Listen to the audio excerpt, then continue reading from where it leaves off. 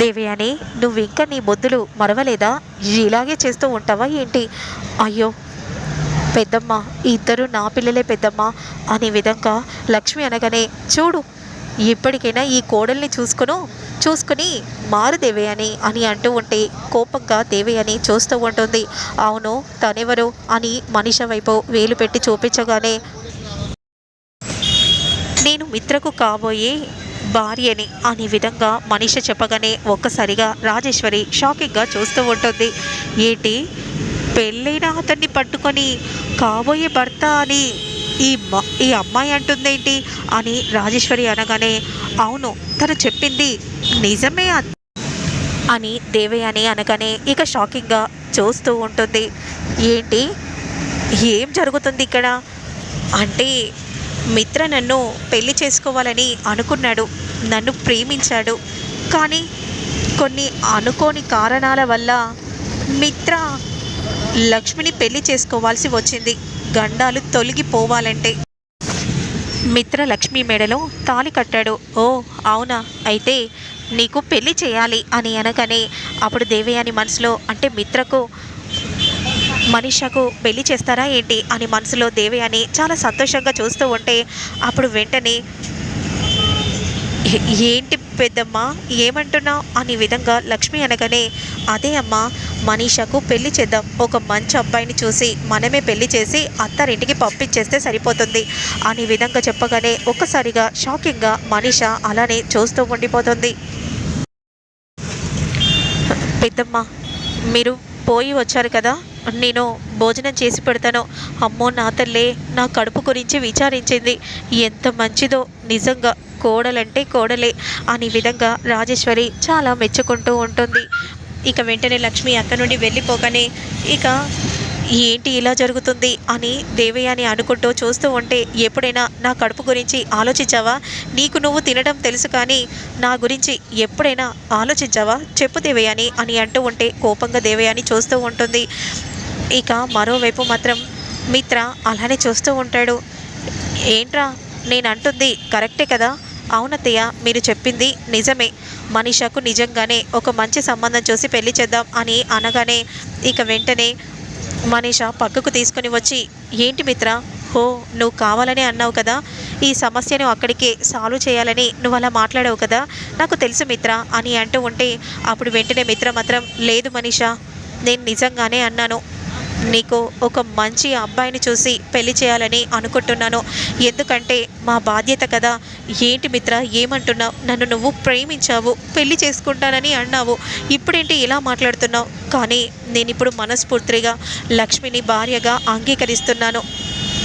నా పెళ్లి రోజు ఎల్లుండే ఉంది, ఆ రోజు లక్ష్మిని భార్యగా స్వీకరించి నా మనసులో ఉన్న మాటని చెప్పాలని అనుకుంటున్నాను, పూర్తిగా స్వీకరిస్తాను అనే విధంగా చెప్పగానే మనీష షాకింగ్గా చూస్తూ ఉంటుంది. మనీ నేనెవరిని చెప్పు మిత్ర, మరి నేనేమైపోవాలి, ఇలా ఎందుకు మాట్లాడుతున్నావు అని కోపంగా మనీష అంటూ ఉంటే, ఇక అవన్నీ మర్చిపో, ఎందుకంటే నీకంటూ ఒక తోడు ఉండాలి.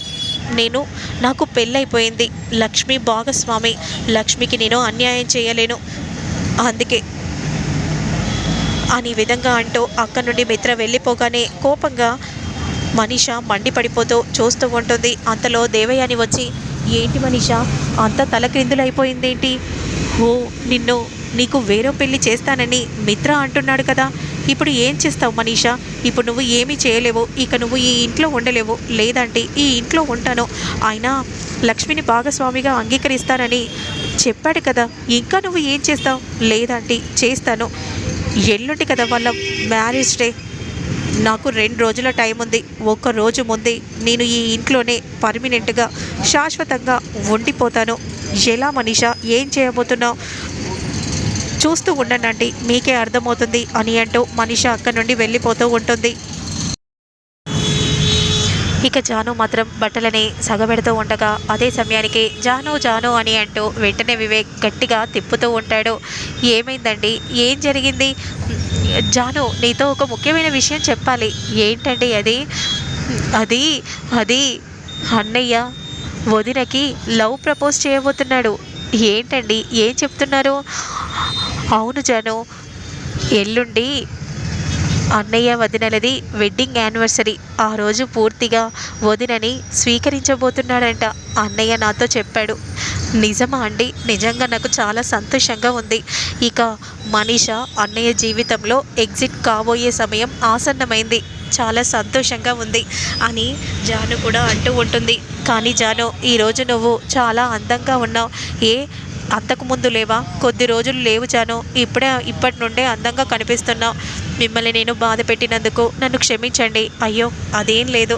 సరేలే, నాకు కాస్త ముద్దు పెట్టాలని అనిపిస్తుంది అని అంటూ దగ్గరగా వస్తూ ఉంటే, ఏం చేస్తున్నారండి, మీరుండండి అని అంటూ బుగ్గ మీద ముద్దు పెట్టగానే, ఇలా కాదు జాను, నేను పెడతాను చూడు అని అంటూ దగ్గరగా రాబోతూ ఉండగా, అమ్మ కాలు పట్టుకుంది అని విధంగా అంటూ, అయ్యో అవునా జాను, కూర్చో కూర్చో అని అంటూ బెడ్ మీద కూర్చోబెడతాడు. వెంటనే కాలు ముట్టుకోగానే, అయ్యో ఎందుకండి మీరు నా కాళ్ళు ముట్టుకోవడం ఏంటి?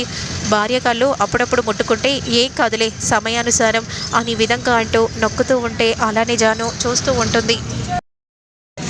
ఇప్పుడు పర్లేదు కదా జాను, ఓకే కదా అని వివేక్ అంటూ ఉంటాడు. ఇక మరోవైపు లక్ష్మి కూరగాయలు అంటుతూ ఉంటే, అయినా నువ్వెందుకమ్మా చేస్తున్నావు? దేవయాని ఉంది కదా, దేవయాని చేస్తుందిలే. అయ్యో నేనున్నాను కదా, నేను చేస్తాను లేండి పెద్దమ్మ.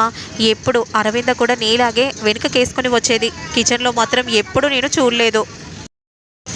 మీరందరూ కూడా తనని ఇలాగే వెనుకకేసుకొని వస్తున్నారు అని అంటూ ఉండగా, జయదేవ్ అంతా చెప్పాడమ్మా. నిజంగా నువ్వు కంపెనీని అంతా డెవలప్ చేయటం చాలా సంతోషంగా ఉంది.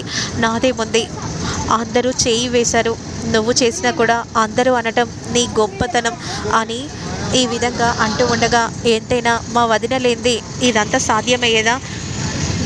బాగానే పొగుడుతున్నావు, కానీ మీ అమ్మను మాత్రం నేను వేసుకుంటాను. అయ్యో వద్దు పెద్దమ్మ, అత్తయ్యని ఏమనకండి. ఎందుకనకూడదు, ఖచ్చితంగా అని తిరుతాను. మీ ఇద్దరికి అచట ముచ్చట లేకుండా ఎందుకు చేస్తుంది, చూస్తాను అని విధంగా అంటూ ఉంటే వెంటనే అలా నవ్వుతూ చూస్తూ ఉంటారు. అదే సమయానికి, అమ్మ నా యూనిఫామ్ కనిపించట్లేదు, వస్తున్నాను అని అంటూ లక్ష్మి అక్కడి నుండి వెళ్తూ ఉంటే, ఏంటి విశేషాలు ఎప్పుడు చెప్తారేంటి అని రాజేశ్వరి అడుగుతూ ఉంటే ఇద్దరు కూడా సిగ్గుపడిపోతూ ఒకరికొకరు చూసుకుంటూ ఉంటారు. కానీ ఆ దేవయాని ఎక్కడ ఉంది, ఇప్పుడే నేను దేవయానితో మాట్లాడతాను అని అంటూ అలా వెళ్తూ ఉండగా, మరోవైపు మాత్రం ఏంటి మనిష ఏదో డీప్గా ఆలోచిస్తుందేంటి అని దేవయాని అనుకుంటూ ఉండగా, అదే సమయానికి వెంటనే మనీష వాళ్ళ ఫ్రెండ్కి ఫోన్ చేస్తుంది. చెప్పి ఇలా ఫోన్ చేసావేంటి, నువ్వేం చేస్తావో నాకు తెలీదు, రేపు వెంటనే నువ్వు రీయూనియన్ ఏర్పాటు చేయి. ఇంత సడన్గా మన ఫ్రెండ్స్ ఎక్కడెక్కడో ఉన్నారు, రీయూనియన్ అంటే చాలా ప్రాబ్లం అవుతుందేమో, నాకు నువ్వేం చేస్తావో నాకు తెలీదు, గ్రూప్ చెయ్యి, అందులో నువ్వు మెసేజ్ పెట్టు, అందరికీ కూడా విడిగా కూడా పెట్టు, ఎవరు వస్తే వాళ్ళు, వచ్చిన వాళ్ళే వస్తారు, లేదంటే వీలు పడని వారు రారు, కానీ రీయూనియన్ మాత్రం రేపు జరగాలి. అది కాదే ఇంత సడన్గా అంటే ఎలా చెప్పు, నువ్వేం చేస్తావో నాకు తెలియదే, నేను చెప్పినట్టు చెయ్యి, సరేనే నేను చూసుకుంటాను అని ఏంటో కాల్ని కట్ చేయగానే, రీయూనియన్ అంటున్నావు ఎందుకు మనిష, ఇదంతా ఎవరి కోసం, మిత్ర కోసం అంటే, రీయూనియన్ ఏం చేస్తావు నాకేం అర్థం కావట్లేదు, రేపు మా ఫస్ట్ నైట్, ఏంటి ఫస్ట్ నైటా, మిత్ర ఒప్పుకుంటాడా, మిత్రకి ఏమైనా తెలుస్తుందా, అంతా అయిపోయాకే తెలుస్తుంది, అప్పుడు ఈ ఇంట్లో నాకు పర్మనెంట్ స్థానం ఉంటుంది, ఎవరు అవునన్నా కాదన్నా, ఎలా చేయబోతున్నావు మీరే చూస్తూ ఉండండి అంటే అని మనీష అంటూ ఉంటుంది. దేవయాని షాకింగ్గా అలా బిత్తరపోయి చూస్తూ ఉంటే, దేవయాని ఎక్కడా అంటూ పైకి రాజేశ్వరి నడుచుకుంటూ వస్తూ ఉంటుంది.